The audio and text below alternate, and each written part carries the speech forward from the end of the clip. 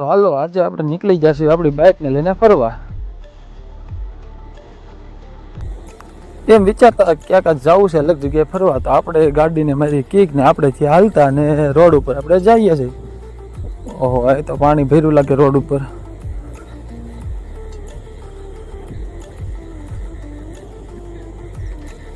તો ફાઇનલી મિત્રો આપણે રસ્તામાં એક ભાઈ મળી ગયા કે જેની ગાડીમાં પેટ્રોલ થઈ રહ્યું છે, એટલે મેં કીધું હાલ આ ભાઈને પહોંચાડી દેવી આપણે પેટ્રોલ પંપ સુધી.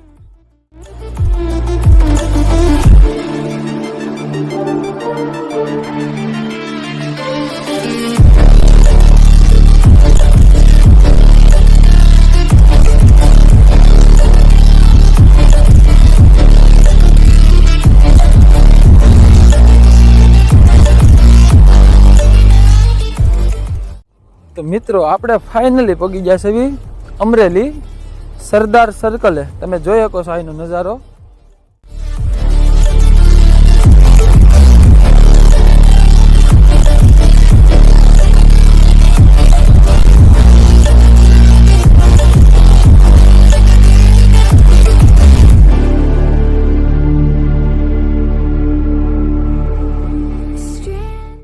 હવે આપણે જવું તો ફરવા. હવે આપણી પાસે હતા નહીં પૈસા, એટલે આપણે હવે જવાનું છે એટીએમ પૈસા ઉપાડવા. તો આપણે પહોંચી ગયા છે એટીએમ હવે, અને હવે આપણે જઈએ છીએ એટીએમની અંદર પૈસા ઉપાડવા. ત્યાં આપણા પૈસા ઉપડી ગયા છે. હવે આપણે નીકળી ગયા છે બહાર, આખી ગુણ ભરીને પૈસા ઉપાડ્યા છે. તો મિત્રો જેને જોતા હોય પૈસા એ કમેન્ટ કરજો, તો થોડા ઘણા આપણે એને પણ મોકલાઈ દેશું. તો પૈસા ઉપાડી લીધા એટીએમથી. હવે આપણે જવાનું છે ગાંધી બાગે. સિક્યુરિટી વાળા બેઠા હતા ગેટે.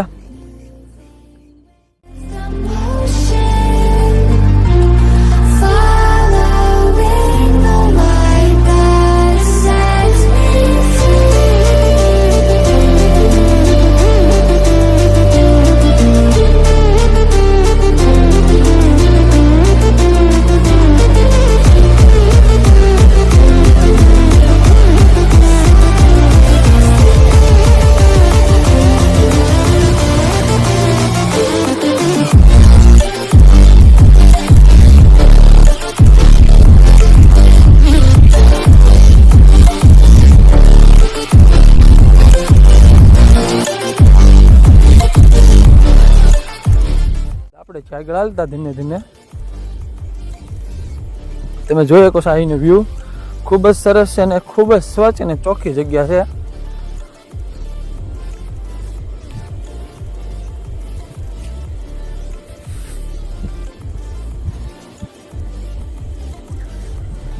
ત્યારબાદ તમે અહીંના લોકેશનનો નજારો લઈ શકો છો અને તમે જોઈ શકો છો કે ખૂબ જ સુંદર જગ્યા છે આ.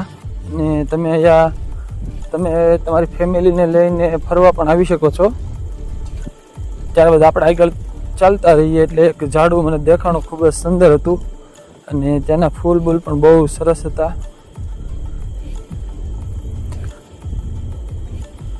ત્યારબાદ એક નાનું એવું ગાર્ડન બનાવવામાં આવ્યું હતું જ્યાં સિંહને પ્રતિમા ઊભી કરવામાં આવી. તમે જોઈ શકો છો ખૂબ જ સરસ મજાનો સિંહ ત્યાં છે અને તમે એને લાઈવ નિહાળી શકો છો.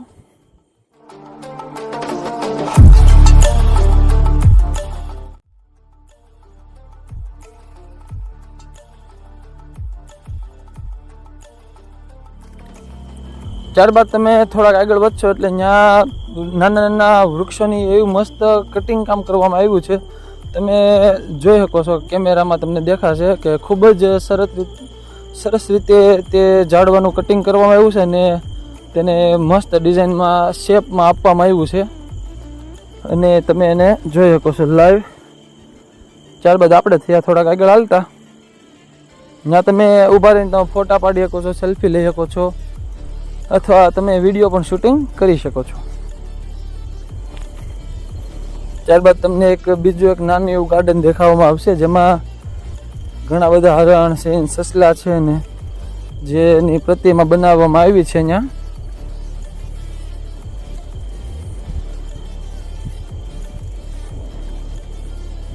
તમે જોઈ શકો છો પ્રતિમાને, ખૂબ જ સરસ મજાનું છે બાળકો માટે. ત્યારબાદ એક જૂના જમાનાનું બળદ ગાડું કહેવામાં આવે છે જેને જે ટોટલ લાકડામાંથી બનાવવામાં આવ્યું છે અને તમે એને જોઈ શકો છો. ખૂબ જ સરસ મજાનું બળદગાડું છે.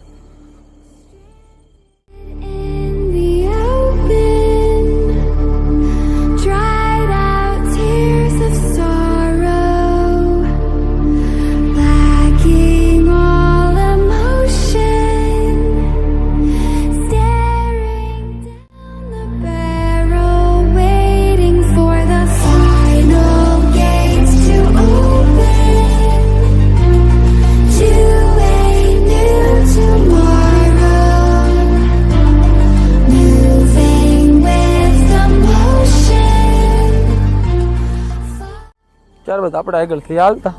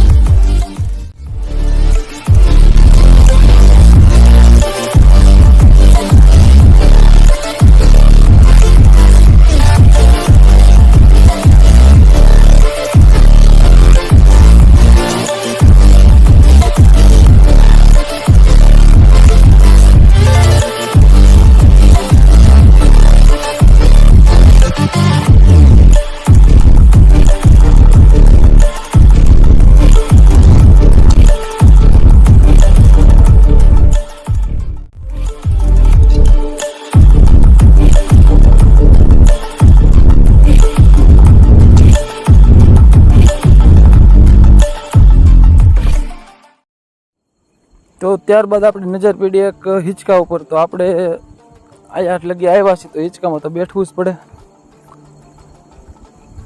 તો આપણે બેસી જાય હિંચકામાં અને આપણે ઝૂલા ઝૂલવાનું કીધું ચાલુ.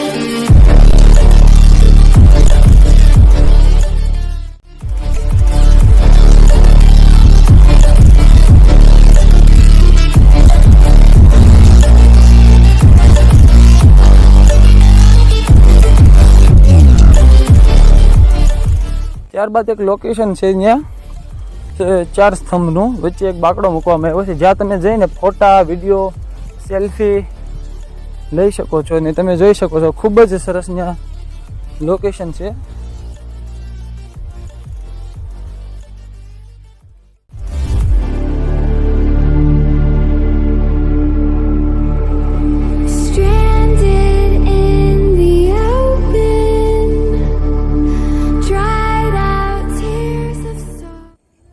ત્યારબાદ આપણને એક સરસ મજાની ઘાસ દેખાણી જ્યાં તમે આરામથી ને સૂઈ જાઓ તો પણ કોઈ પ્રકારનું કંઈ તકલીફ છે નહીં.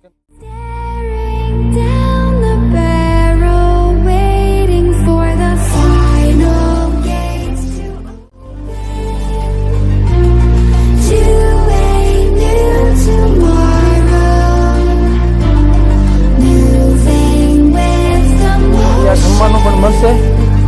પ્રેમવતી ઉપહાર ગૃહ. આ તમને જમવા માટે બધી સુવિધા છે. અત્યારે તો હાલ કાઉન્ટર બંધ હતા પણ તમે અંદર જોઈ શકો છો ઘણા બધા ટેબલના અંદર છે અને બેસવાની પણ ખૂબ જ સુવિધા આપવામાં આવી છે.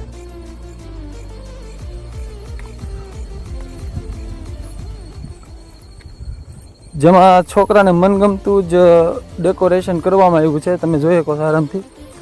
આપણે ઊભા ઊભા થાકી ગયા હતા. મેં કીધું હાલો આપણે થોડાક બેસી જઈએ.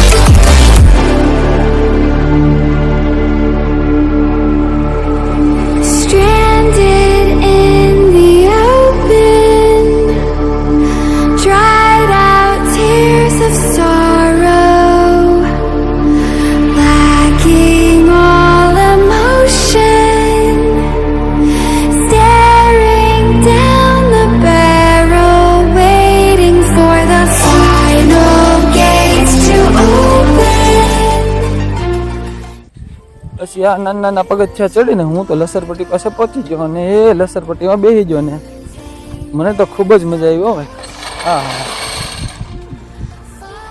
ત્યાં આગળ જતાં તમને એક સેલ્ફી પોઈન્ટ દેખાશે. ત્યાં તમે ઊભા રહીને અલગ અલગ ઘણા બધા પોઝમાં ફોટા વિડીયો ઉતારી શકો છો, સેલ્ફી લઈ શકો છો.